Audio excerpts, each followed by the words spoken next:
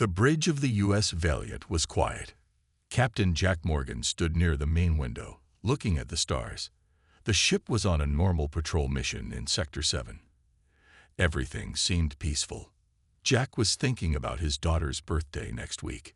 He promised to be home on Earth for her party. His crew worked well, and this mission would end soon. Suddenly, lights flashed on the control panel. The quantum communicator began making noise. This machine allowed instant messages across the galaxy. It rarely received calls during patrol missions. Jack turned around. His first officer, Lisa Chen, looked worried. She pressed buttons on her control screen. "Captain, we have an incoming message from the Galactic Council," Lisa said. "Priority 1. Jack frowned. Priority 1 meant very important. The Council only sent these messages for serious matters. He walked to the center of the bridge. "Open the channel," Jack ordered. The air in front of him shimmered. A holographic figure appeared. It was a Xelarian counselor. These beings looked like living crystals. Their bodies were see-through and glowed with soft light. This one's light was red, which meant anger. Captain Jack Morgan of Earth Vessel Valiant. The Xelarian spoke. Its voice sounded like wind chimes. "I am Counselor Vex of the Galactic Council High Court." Jack stood straighter. The High Court handled the most serious problems in the galaxy.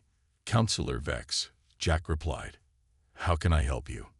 The crystal being's light grew darker. "You cannot help. You can only answer for your crimes." The bridge crew looked at each other. "Crimes? What crimes?" "I don't understand," Jack said calmly. Counselor Vex raised one crystal arm. 3 weeks ago, you entered the neutral zone near Thrax 5. You ignored direct council orders. You moved your ship into forbidden space. Jack remembered that day clearly. The Thraxian colony had sent distress signals. Their power plants were failing. Radiation was killing everyone. Men, women, and children were dying. The colony was in danger, Jack explained. They needed immediate help. "The neutral zone treaty is clear," Vex continued. "No ship may enter without council permission. You had no permission." Lisa Chen stepped forward. "Captain Morgan saved 3,000 lives that day. The council ships were still arguing about paperwork while people died." The Xelarian turned its glowing eyes to Lisa. "Silence. I speak only to your captain." Jack touched Lisa's shoulder, telling her to step back. He faced the counselor again. "Counselor Vex, I made a choice.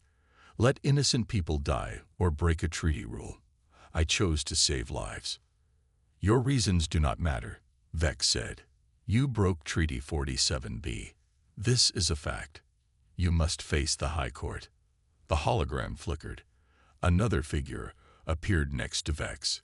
This was a Zephyrian judge. They looked like tall, thin birds with blue feathers.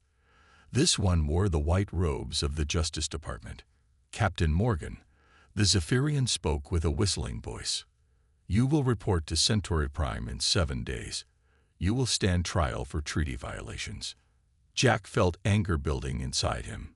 He thought about the Thraxian children he pulled from the radiation zones, their parents crying with relief. His crew risked their lives for that rescue. "And if I saved those lives again?" Jack asked. "Would I still be a criminal?"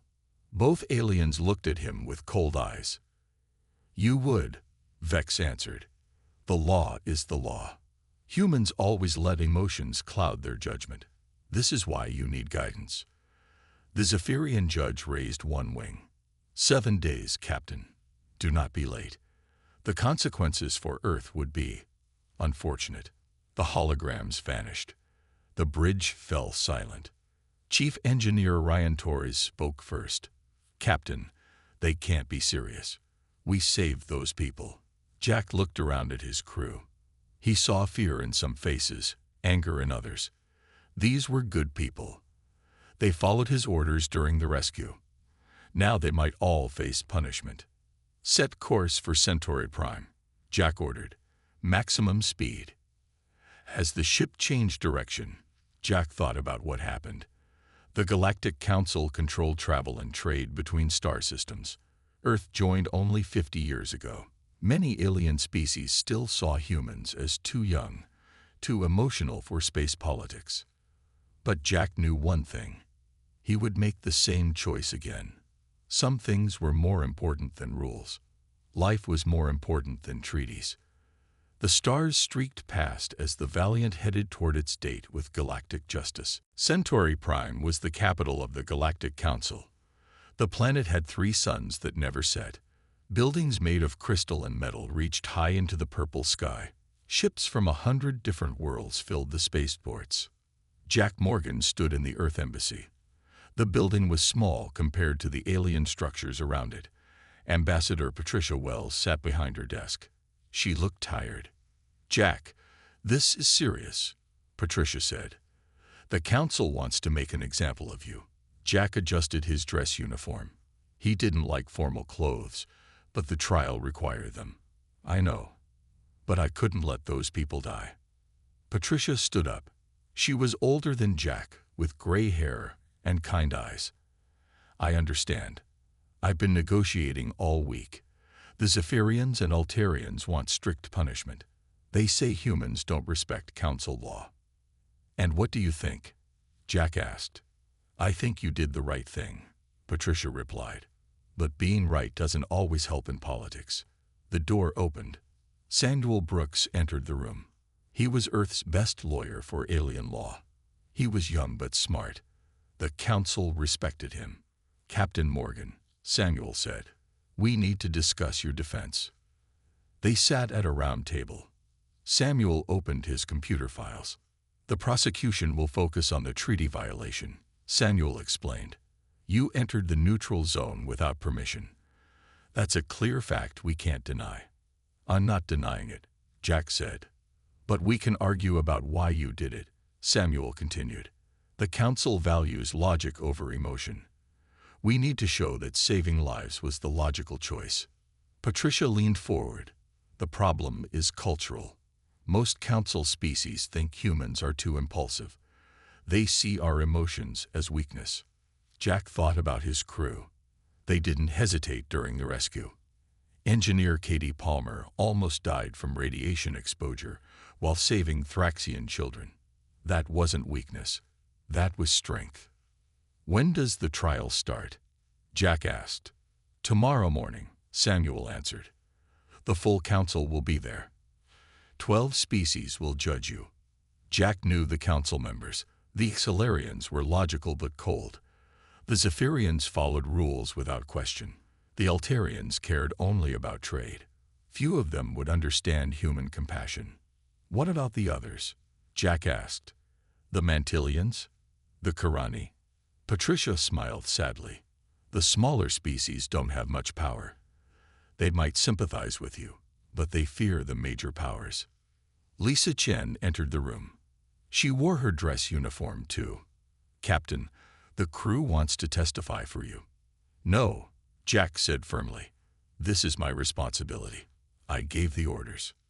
"With respect, sir," Lisa said. "We followed those orders gladly. We all made the choice to save those people." Samuel looked interested.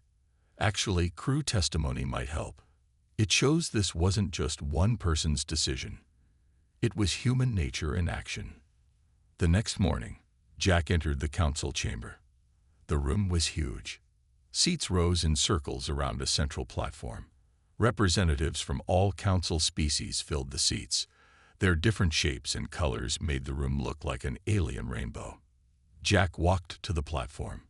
His footsteps echoed in the silence. He stood in the center, facing the 12 judges. The Zephyrian judge from the hologram spoke first. "Captain Jack Morgan of Earth, you are charged with violating Neutral Zone Treaty 47B. How do you answer?" Jack's voice was clear and strong. "I entered the neutral zone. I do not deny this." Whispers filled the chamber.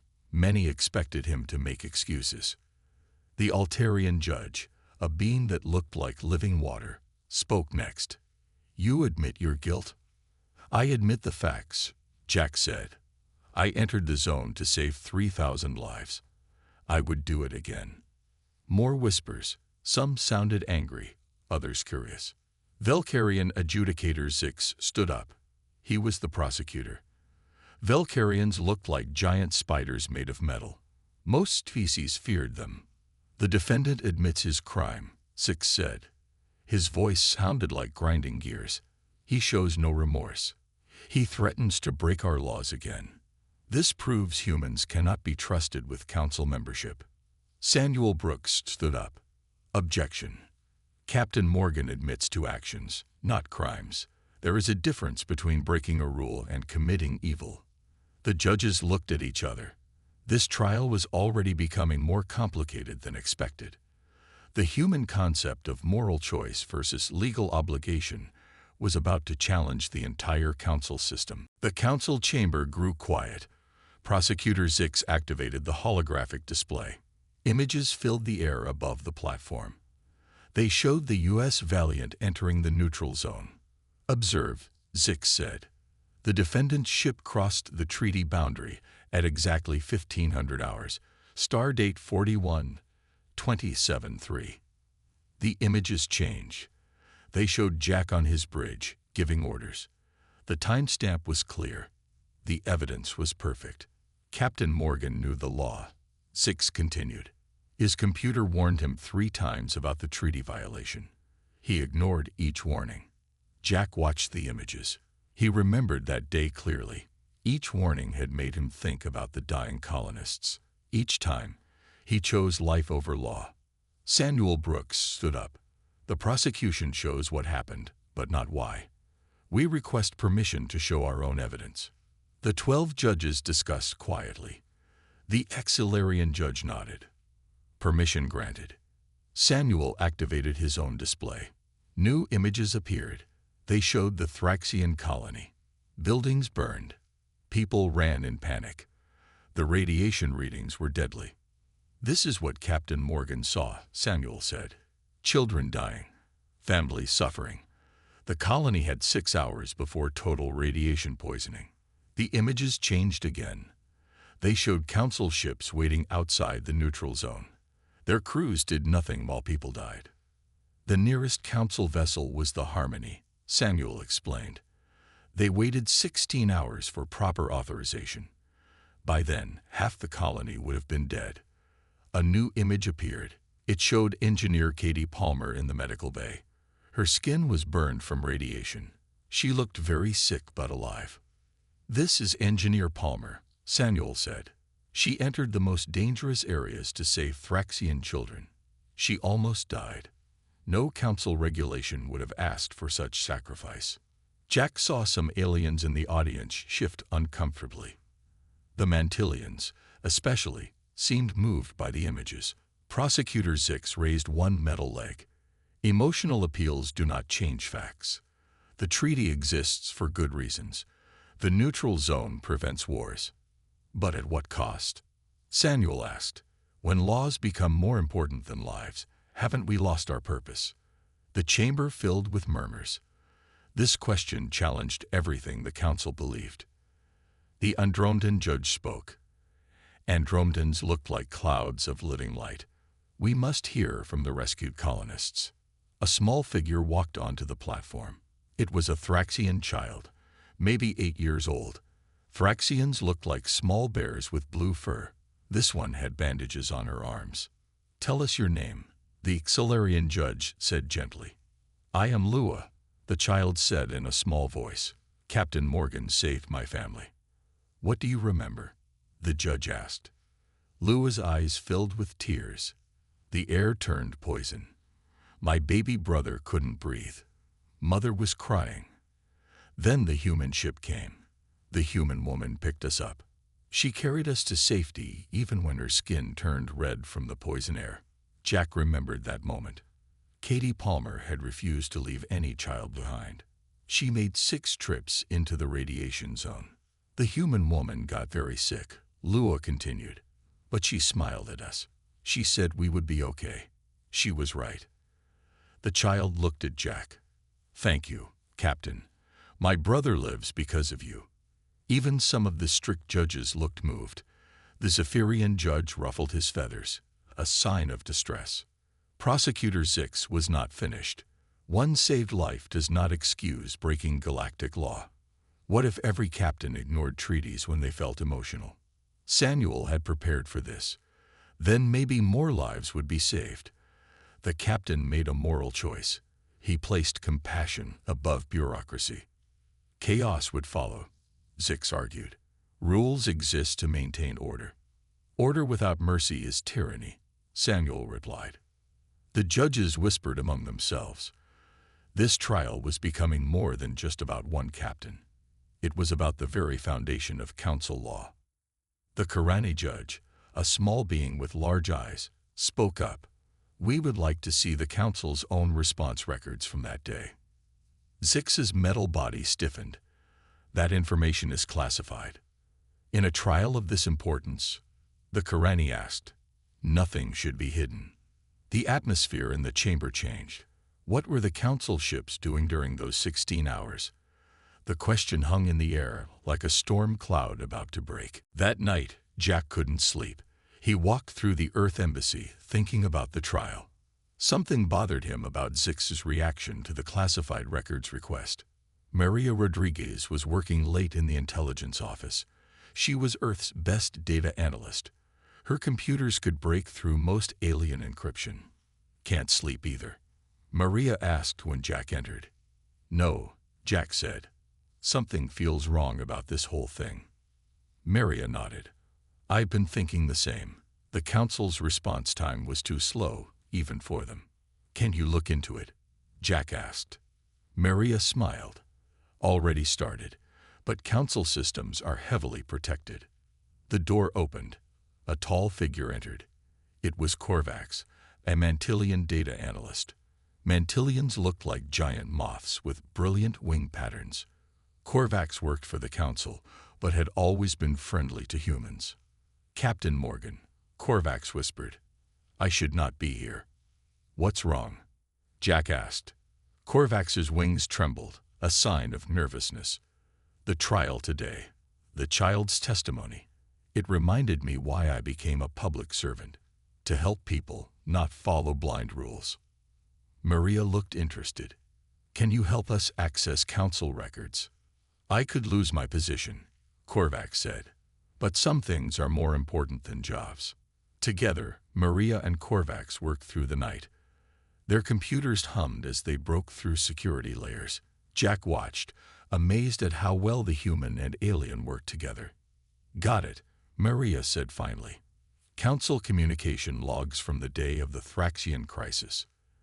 They read the files. Jack's anger grew with each line. The council ships hadn't just waited for authorization. They had been ordered to wait. Several council members had discussed the Thraxian colony's valuable mineral resources. They mentioned how convenient it would be if the colony failed. They wanted the colonists to die, Jack said, so they could claim the planet. Korvax's wings turned dark blue, showing disgust. This violates every principle the council claims to support. Maria found more files. Secret communications between certain council members and mining corporations. Plans to develop Thrax 5 after the colony's unfortunate tragedy. We need to show this at the trial, Jack said. It won't be easy, Maria warned. These records are encrypted.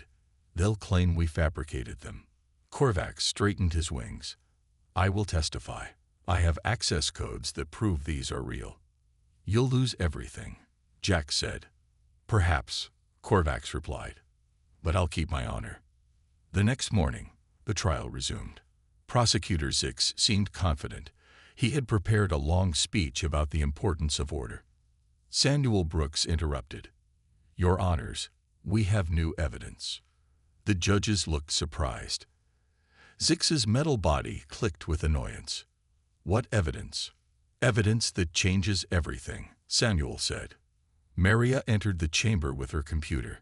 She uploaded the files to the main display. The secret communications appeared for all to see. The chamber exploded with shocked voices. Aliens of all species stared at the evidence. Council members had conspired to let colonists die for profit. This is fake, Zix protested. Fabricated by humans to escape justice. Korvax stepped forward. I am Korvax of Mantilia. I verify these records are authentic. I stake my career and honor on this truth. The smaller species in the audience began talking excitedly. The Ketheri ambassador stood up. We demand a full investigation. The Thraxian ambassador joined him. Our people died while council members planned to steal our world. Jack watched as the chamber divided. The major powers, Silurians, Zephyrians, Altarians, remained silent, but the smaller species grew louder. Judge Vex tried to restore order. These accusations are separate from Captain Morgan's trial. No, the Karani judge disagreed. They are the heart of this trial. Captain Morgan broke a law to save lives. Council members broke trust to take lives. Samuel pressed the advantage. Captain Morgan represents the best of humanity: compassion, courage, justice. These conspirators represent the worst of the council: greed, betrayal, murder. The trial had transformed. It was no longer about one captain's choice. It was about the soul of galactic civilization itself. And in the center stood Jack Morgan, the human who had started it all by choosing life over law. The council chamber had never seen such chaos. Representatives shouted at each other. Some demanded justice. Others called for order. The 12 judges struggled to control the situation. Judge Vex struck his crystal gavel. Silence. We must have order. But the smaller species wouldn't be quiet. They had been ignored for too long. Now they had proof that the major powers cared more about resources than lives. The Andromedan judge floated above her seat. Her light body pulsed with different colors, showing deep thought. We need to vote, she said. First on Captain Morgan, then on these new accusations. Jack stood in the center, watching history change before his eyes. Ambassador Patricia Wells sat in the human section, trying not to smile. This was bigger than anyone expected. Before we vote, the Karani judge said, I want to say something. The small alien stood up. The Karani were one of the newest council members. They had little power, but great courage. 20 years ago, the Karani said, my world faced a plague. The council debated for months about sending medical aid. They worried about costs and regulations. But a human medical ship arrived without permission. They saved millions of my people. The chamber grew quiet. Everyone listened. That ship's captain was court-martialed by Earth, the Karani continued. But he said something I'll never forget. He said humans have a word: compassion. It means feeling another's pain as your own. The council has forgotten compassion. Captain Morgan remembered it. The Ketheri ambassador stood next. The Ketheri looked like tall cats with golden fur. During our great famine, human cargo ships brought food without waiting for trade agreements. They asked for nothing in return. This is the human way. One by one, representatives of smaller species stood. Each told stories of human kindness, ships arriving without permission, humans risking their lives for strangers, breaking rules to save lives. Prosecutor Zix clicked his metal legs angrily. Emotions and stories don't change law. Order must be maintained. But something had shifted in the chamber. The smaller species outnumbered the major powers. They had always been afraid to unite. Now they had a reason. The Andromedan judge spoke again. We vote now on Captain Morgan's case. Guilty or innocent. The 12 judges input their votes into the system. The results appeared on the main screen. 7 innocent, 5 guilty. Jack had won, but barely. The Silurians, Zephyrians, Altarians, Valkyrians, and Syrixians voted guilty. But the others chose compassion over rules. Samuel Brooks smiled. Captain Morgan is free. But we're not finished. We demand investigation of the conspiracy. Zix stood rigid. This trial is over. The human is acquitted. No, the Thraxian ambassador said. We demand justice for our dead colonists. The major powers grew nervous. They hadn't expected this unity among smaller species. For centuries, they had controlled the council through fear and tradition. Now that control was breaking. The Karani judge looked at Jack. "Captain Morgan, what do you think should happen?" Jack thought carefully. This moment could change everything. "I think the council needs reform. Not revolution, but evolution. Laws should protect life, not profit. Power should serve justice, not greed."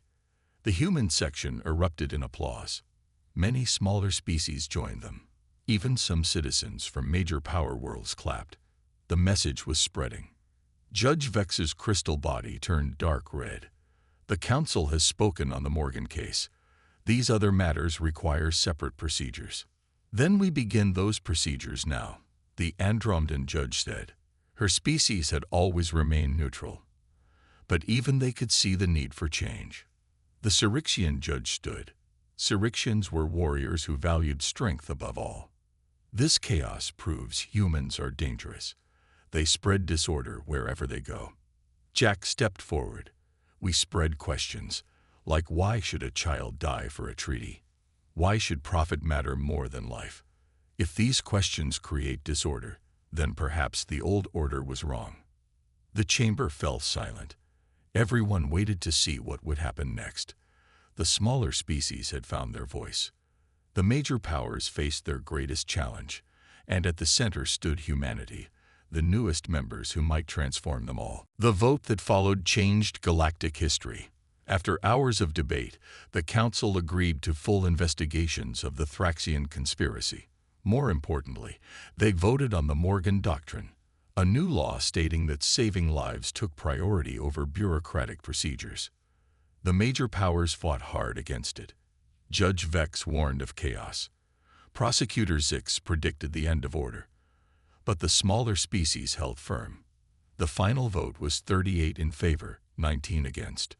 "This is madness," the Syrixian ambassador declared. "We will not accept this human corruption of our laws." The hegemony of Syrinx was the most powerful military force in the galaxy. Their threat worried everyone. But the Andromedan judge remained calm. "The vote is final. The Morgan Doctrine is now council law."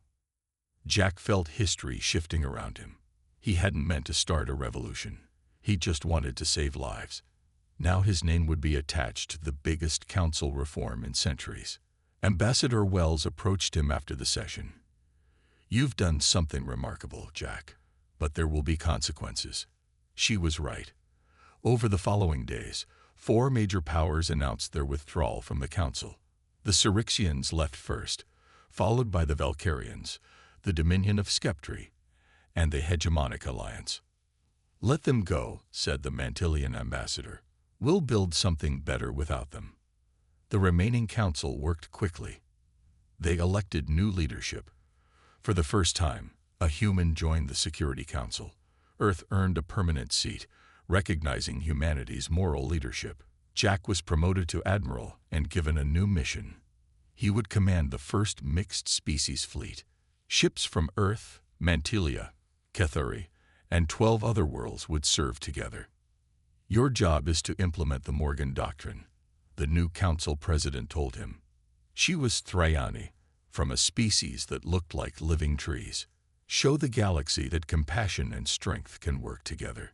3 months later, Admiral Morgan stood on the bridge of the Unity, the fleet's flagship. His crew came from 15 different species. His first officer was still Lisa Chen, but now she worked alongside aliens who had chosen to serve under human command. Engineer Katie Palmer had recovered fully. She now trained mixed crews in human rescue techniques. Her radiation burns had healed, but she wore them proudly like medals. "Admiral," Communications Officer Maria Rodriguez reported, "We're receiving a distress signal." Jack studied the data. A mining colony was trapped by an asteroid storm. They had 6 hours before their shields failed. The colony was in former Syrixian space, now controlled by pirates. "It's dangerous," Lisa warned. "The Syrixians say they'll attack any council ship in their territory." Jack looked at his mixed crew. He saw Korvax at the data station. The Mantilian had given up everything to stand for truth. He saw Lua's uncle at weapons control. The Thraxian had joined to honor those who saved his family. "Plot a course," Jack ordered. "Maximum speed." "Sir," the Karani navigator said, "this could start a war." "Then we better be quick," Jack replied. The Morgan Doctrine doesn't include exceptions for political convenience. The crew worked with perfect coordination.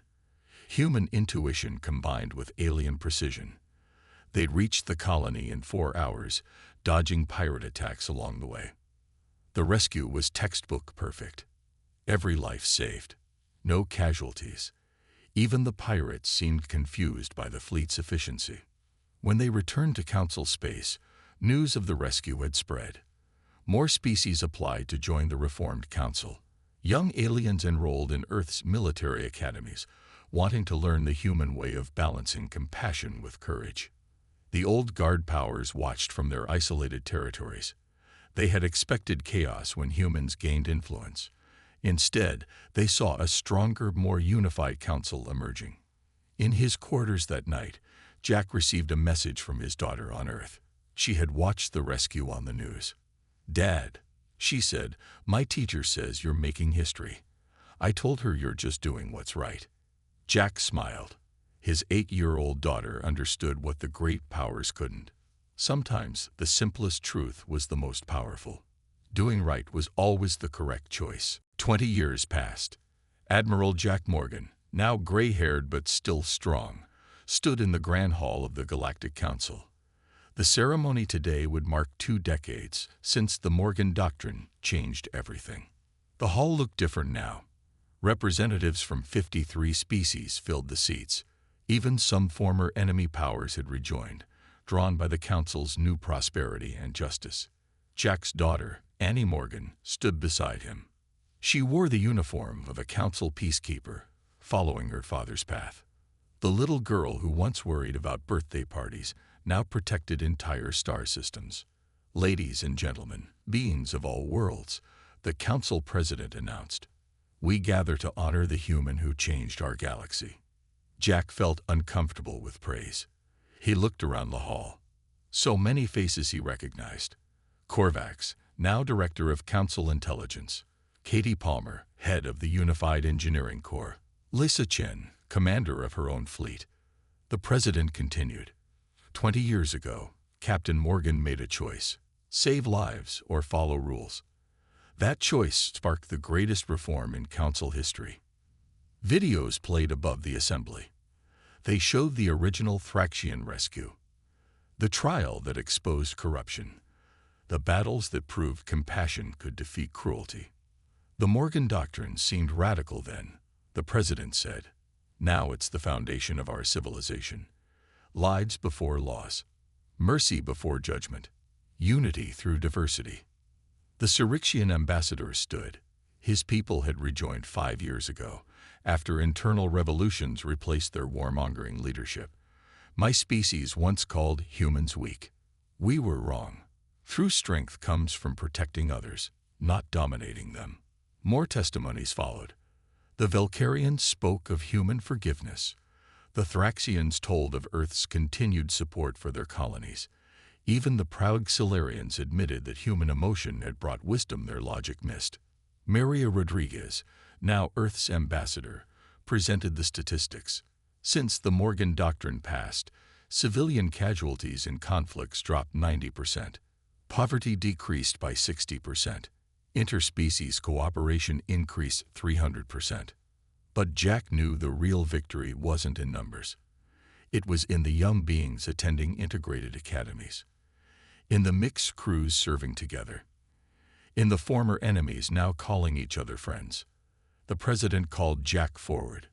"Admiral Morgan, your actions 20 years ago saved more than just one colony. You saved our soul." Jack stood at the podium. The entire assembly waited for his words. "I was just a ship captain," Jack began. "I saw people dying and had to help. Any human would have done the same. That's what makes us human." He paused, looking at the mixed species audience. "But I learned something that day. Being human isn't about our species. It's about our choices. Every being here who chooses compassion over cruelty, who risks themselves for others. They're human in spirit. The hall erupted in applause. Jack raised his hand for quiet. The old council failed because it forgot why we come together. Not for power or profit, but for protection. To ensure no child dies alone. No colony burns while others watch. No being suffers while others could help. He looked at his daughter. The next generation will face new challenges, but they'll face them together. Human and alien, strong and weak, all united by the simple truth: we are our brother's keeper. The ceremony ended with the Unity Bell, forged from metal donated by every member species.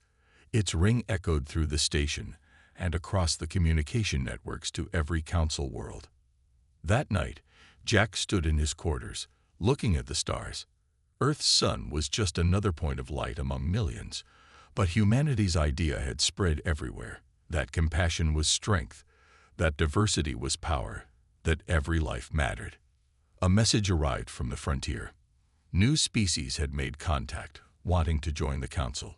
They had heard of the government that put lives first. They wanted to be part of something greater than themselves. Jack smiled. His granddaughter would grow up in a galaxy where mercy was normal, where different species worked as one, where the strong protected the weak. He had defied the Galactic Council once. In doing so, he had saved it. But more than that, he had proven that humanity's greatest export wasn't technology or trade. It was hope. The captain who defied the Galactic Council hadn't just won. He had transformed the very meaning of victory.